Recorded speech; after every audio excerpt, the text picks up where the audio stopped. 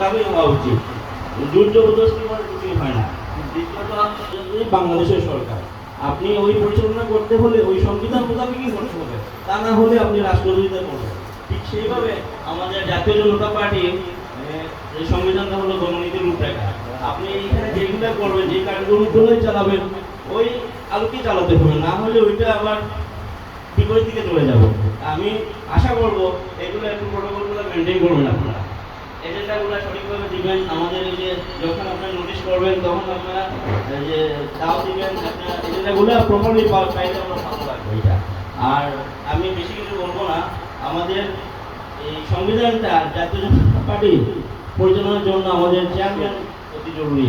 Chairman ছাড়া আপনি সাংগঠনিক কার্যক্রমগুলো বাস্তবায়িত হবে না, সব কিছুতে চেয়ারম্যানের সাইন লাগে। এইগুলো সাইন যদি না হয় তখন এই কার্যক্রমগুলো কার্যকর হবে না। আমি আশা করবো অতি সত্তর আমাদের চেয়ারম্যান নির্বাচিত করা উচিত। তার যদি হয় আপাতত ভারপ্রাপ্ত চেয়ারম্যান দিয়ে আমাদের কার্যক্রমগুলো চালানো উচিত, সেই বিষয়ে খেয়াল রাখবেন। আর গণনীতির রূপরেখা বিগত 48 বছর ধরেই আপনার পর্যালোচনা হচ্ছে, সবাই যখন যে আসে পর্যালোচনা করতে জানেন যে আসলে ভালো জিনিসই এটা কিন্তু লেখা, কোনো একনায়কতন্ত্র স্বৈরাচারী কোনো কিছু লেখা নাই।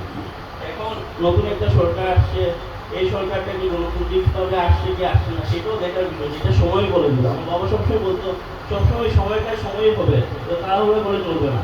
তো আমি আশা করবো, আর খারাপ লাগতেছে অনেকদিন পরে আসছি এখানে, বাবা ছিল, যাই হোক। আর আপনাকে বলবো এই যে আবার বাবার একটা জিনিস বলবো, সেটা হলো যে জাতীয় জনতা পার্টির প্রতিষ্ঠাতা, ওনার নাম হলো মুক্তিযোদ্ধা সর্বাধিনায়ক বঙ্গবন্ধু জেনারেল আবুল গনি ওসমান। আমি আশা করবো ওনার নামটা যেন প্রপারলি বলা হয়। আমরা প্রধান সভাপতি বলি না, আমরা রাষ্ট্রীয় রাষ্ট্রীয় রাষ্ট্রীয় কাজগুলো জাতীয় রাষ্ট্রীয়ভাবে আমরা জন্মবাসী দিয়ে ব্যক্তিবাসী চাই না, অন্যরা যাক, আমরা তো ওনার সাথেই আছি, সব কিছু আমরা পালন করতেছি, ওনার কার্যক্রম কিন্তু এগিয়ে নিয়ে যাচ্ছি। আর নিবন্ধনের যে বিষয়টা, নিবন্ধন কেন করবো? নিবন্ধন দরকার শুধু আমাদের নির্বাচনে অংশগ্রহণ করার জন্য। আমাদের তো নিবন্ধনের জন্য নির্বাচনে অংশগ্রহণ করেন, আমরা নির্বাচনে যাবো কি যাবো না সেটা হলো অন্য বিষয়। আমরা জাতীয় জনতা পার্টিকে ভালোবাসি, জেনারেল ওসমান সাহেবকে ভালোবাসি, তার আদর্শে লালিত হয়ে পালিত হয়ে আমরা সেই অনুপাতে কাজ করি। নিবন্ধন কবে কেউ দিবে না দিবে, তখন যখন আরেকটা সরকার আসছে ওইটা বাতিল করে দিতে পারে, সেটা অন্য বিষয়।